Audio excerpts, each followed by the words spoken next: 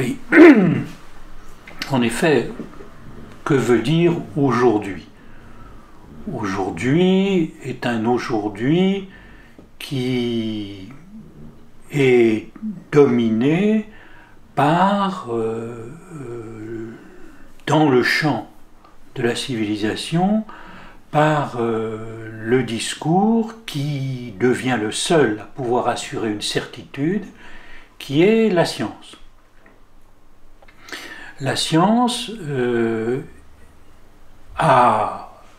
s'est établie dans la civilisation au XVIIe siècle avec la physique galiléenne, mais c'est au XXe siècle seulement que la science a franchi le pas de vouloir régir, disons, toute la zone de l'intime. Et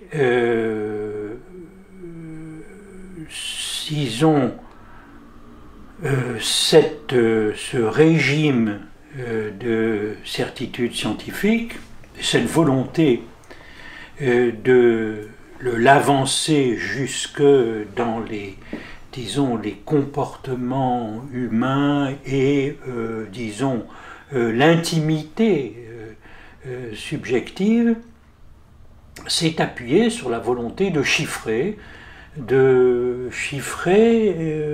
ce qu'il était possible de chiffrer, et justement en dehors même de ce que la science elle-même pouvait assurer. Il y a beaucoup de choses que la science peut dire, peut assurer, mais il y a beaucoup de choses aussi qu'elle ne peut pas, et sur lesquelles elle bute, sur lesquelles elle ne peut pas tout dire. Mais chiffrer, oui, ça on le peut. On peut tout chiffrer et faire avec cela quelque chose qui serait un semblant de science. Et c'est le problème dans ce régime nouveau que Lacan a appelé le régime de l'un, le régime du chiffrage généralisé, où tout est soumis à cette aventure du chiffrage. Dans ce régime-là, fleurissent, disons, des entreprises que nous disons scientistes, qui sont des fausses sciences. Et à cet égard, disons, bien des comportements de la psychologie en général se révèlent comme distributrices de fausses promesses d'une science qui se révèle fausse science.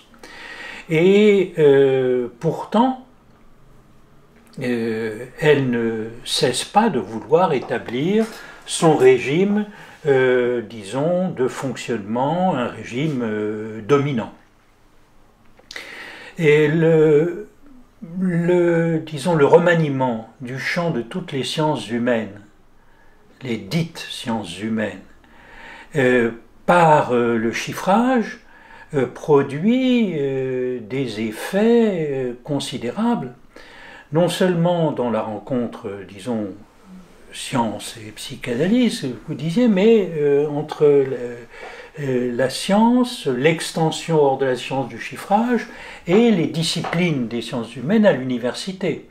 L'université dans son entier est remaniée par ces propositions, par cette volonté de tout faire passer par ce chiffrage. Et on en a, disons, les exemples avec la domination du discours économique comme tel est réduit à une économétrie, et où le discours sociologique qui se retrouve parmi ces discours dominants.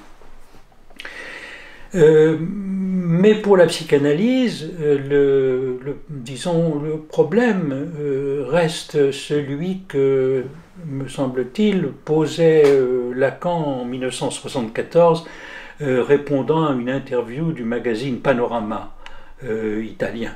Lorsqu'il disait pourquoi est-ce que les gens viennent faire une psychanalyse, c'est qu'il leur arrive des choses qu'ils ne comprennent pas. Et que comme ils ne le comprennent pas, ils sont angoissés. Et c'est à partir de là qu'ils viennent en trouver un psychanalyste pour en effet essayer de trouver une raison à ce qui les a envahis, qui leur reste incompréhensible. Alors, disons, entre 1974 et maintenant, la différence, c'est que probablement les gens qui, en 1974, allaient voir un psychanalyste, étaient déjà moins passés, avaient eu moins de recours à d'autres solutions. Souvent maintenant, les gens qui viennent voir les psychanalystes sont déjà passés, ils ont déjà vu des comportementalistes, ils ont déjà vu des médecins, ils ont déjà vu des propositions de thérapie extrêmement variées qui sont offertes sur un marché qui est, disons, si l'on prend, d'une offre considérable de thérapie, puisque justement, si je puis dire, les sujets vont de plus en plus mal.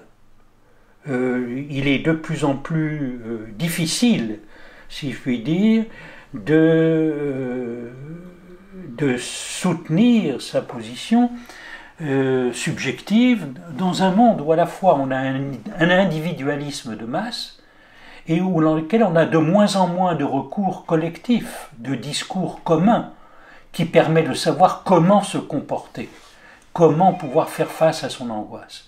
Et en effet, il est tout à fait certain que dans ce registre-là, disons, le conflit entre cet atomisme individualiste et la difficulté à soutenir des discours communs accentue ces phénomènes d'angoisse et qui font que les psychanalystes, quelles que soient les critiques qui leur sont apportées par la civilisation de la science, et qui se ramènent toujours en dernière instance à « vous n'êtes pas une science ». Mais c'est très vrai, la psychanalyse n'est pas une science, c'est vrai. Mais c'est une pratique qui trouve et qui permet à des sujets de trouver un chemin vers des réponses possibles aux modalités de l'angoisse de notre temps qui sont particulières et qui font partie de cette angoisse que ne peut pas prendre en charge la science, quel que soit ce qu'elle propose, puisque pour l'angoisse, elle propose les anxiolytiques comme solution pratique. Les anxiolytiques peuvent être certainement fort utiles dans des moments aigus pour aider des sujets souffrants, mais simplement ne peuvent pas répondre à tout. Et au fond, quelles que soient les critiques qui sont adressées aux psychanalystes, il est clair que les cabinets des psychanalystes sont très